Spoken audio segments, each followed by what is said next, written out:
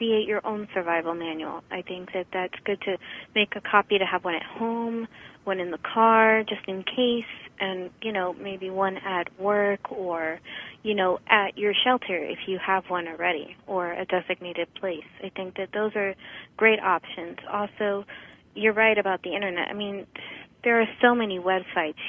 People can join survival groups online. I mean, you would be surprised how many families are really on there.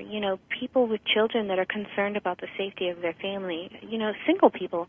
They just want to make sure that, they have a way to get to safety if they can. Or, people with disabilities, people with health issues. Just a wide a range of people are online, and, you can chat with them. People have great ideas. You can brainstorm. People get creative when it comes to survival things. And I think that that's a great thing also to keep in mind. You're not limited to what we have in society. You can make your own things. Sometimes those things are better. So I think that will help as well. Excellent points, Nia. Maybe some examples along those lines. How many of us have the skills where we can sew, where we can repair, tears or holes that have been made in our clothing? How many of us can make a new garment, make a new shirt from scrap materials? Do we have our sewing skills, our chops up to date? How many of us are prepared to try to prepare some meals from scratch? For example, when's the last time that you made a loaf of bread from scratch?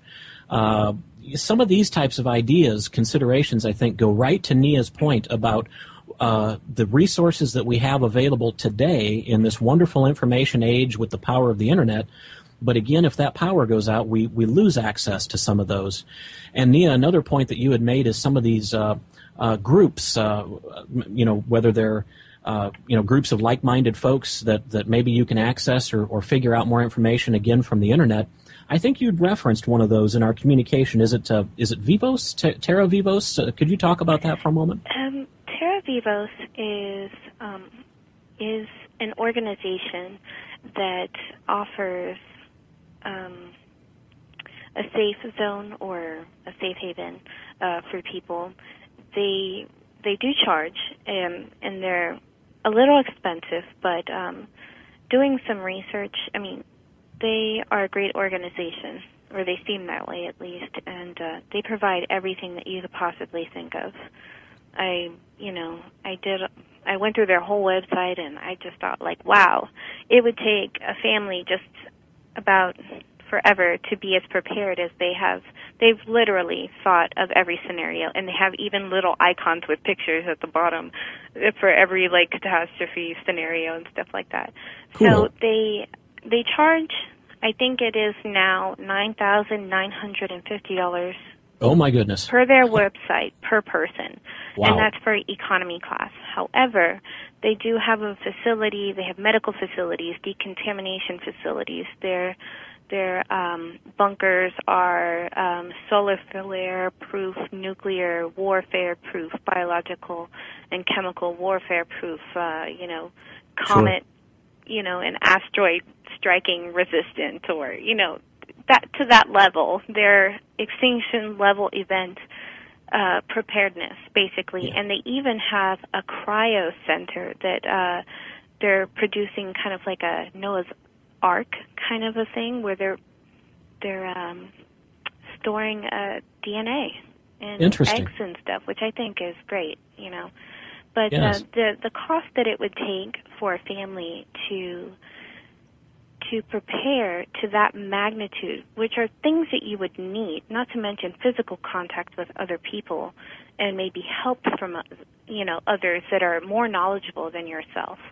I think that would just take an enormous amount of money, for one, and effort on the other hand as well. So I think if you compare them, if you don't have the ability to really create your own bunker or safe haven or whatnot from extreme levels of catastrophe, if you believe that that's going to happen, then Terra Vivos is a great option. I really think so.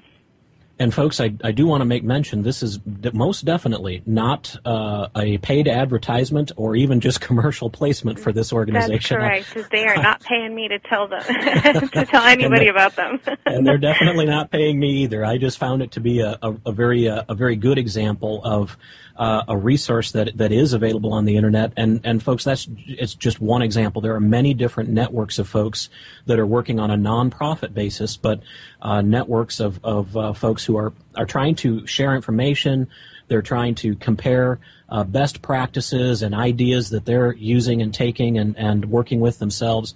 And so this is one example. If you go to that website, Terra Vivos, it might give you some thoughts to help construct your own planning for your family. But once again, neither Nia nor myself are paid spokespeople for that organization. So we'll close our discussion of them for the moment. So Nia, kind of thinking again about the essentials, the basics. We've talked about water and some ideas of getting oneself or one's family prepared for their water supply and needs. We've talked about thinking the considerations that go into a safe zone. What location will be safe? How will you get there? How far away will that location be? Is only thinking about one location sufficient, or should we think about alternate locations and alternate routes about how to get there? We've talked a little about how do we communicate with family and friends to maybe meet at safe locations in these eventualities. One thing that we haven't talked about yet, and it's something that I think is a little ironic, that we always think about the water and food as being basic essentials for human survival, and we tend to forget about the absolute most important one, the one that if we went without, we would perish from the fastest, and that's air supply. And I think there are some things we should consider to be prepared along those routes as well. Do you have some thoughts there, maybe?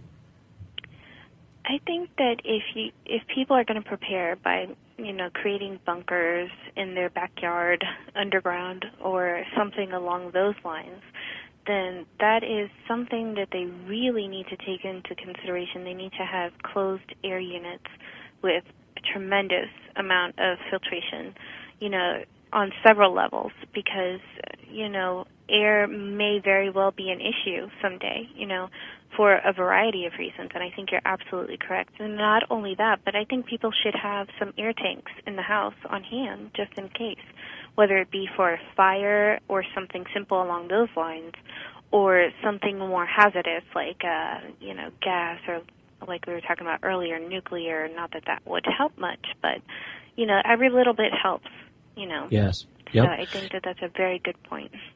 And even along the lines of a humble budget, like for myself, in fact, working from a very meager budget, but to make sure that we have some of those masks on hand, kind of like the medical type or the surgical mask. I think folks will know what I mean when I describe it that way. But with those folks, there are varying grades or degrees of those masks, and in other words, that means what types of stuff that they help filter out.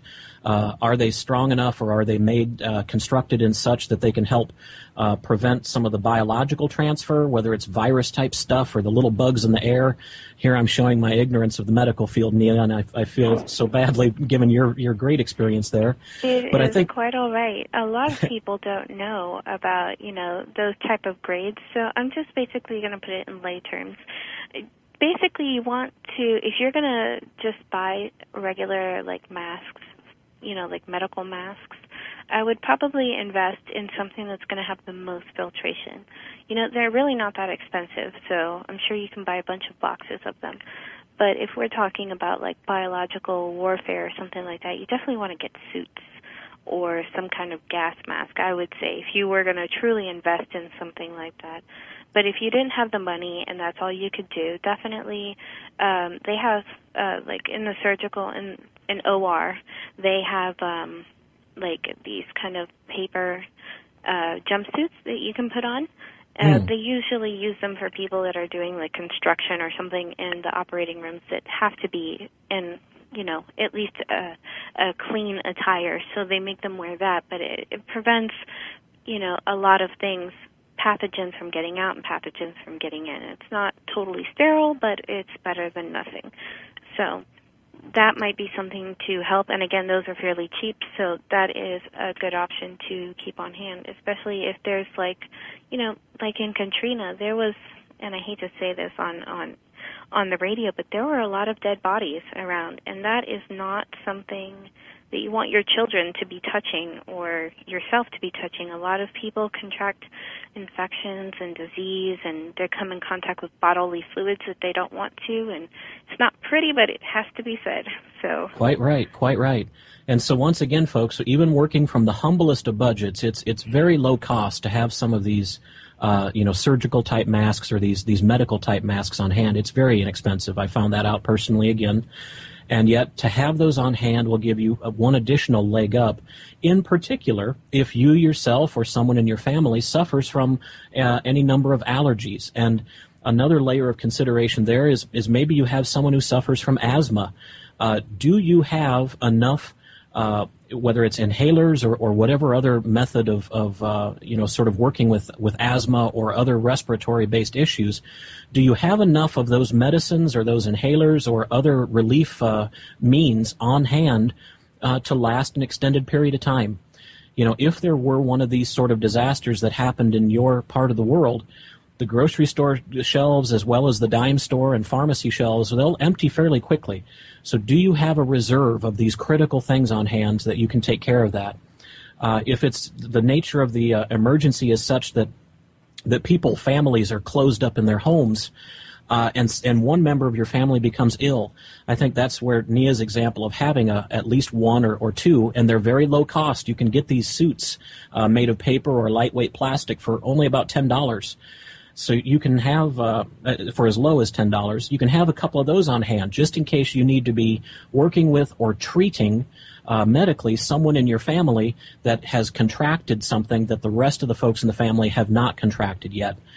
And then going back to Nia's earlier point also about air supply, folks, if you suffer from allergens or if you have asthma or any of these other respiratory conditions such that the quality of your air is important, how would you handle that again if there is a protracted or prolonged loss of electrical power to your home? The current measures that you use now would be unavailable to you. So also electrical generation in the home. Now, whether that is solar power supply, folks, with solar, you have to spend a lot of money to get to the level of power output where you can power your entire home. So unless you have a lot of money to work with, you can't think in those terms. But you can get equipped with a solar power supply that is relatively modest. It will allow you to power and recharge some of the basic things that you need. You can't run your refrigerator off it, but you can run some of these other key things that might very well make the difference either in life or death or quality of life for yourself, depending upon your own medical circumstances. Nia, any thoughts along those lines? Yes. I think that people with allergies need to make sure that they have reserves of EpiPens or epinephrine on hand in case of severe anaphylaxis or anything like that or along those lines. If you have concerns about that, talk to your doctor and tell them your plan, you're getting prepared for, just getting prepared for a catastrophe or something like that. And they'll probably agree with you and provide you with an extra prescription, maybe a single extra prescription, but an extra prescription for, something along the lines of epinephrine, which is very important if you have allergies to foods or, anything basically. So a lot of doctors will go ahead and would be glad to give you an extra prescription for something like that. Again,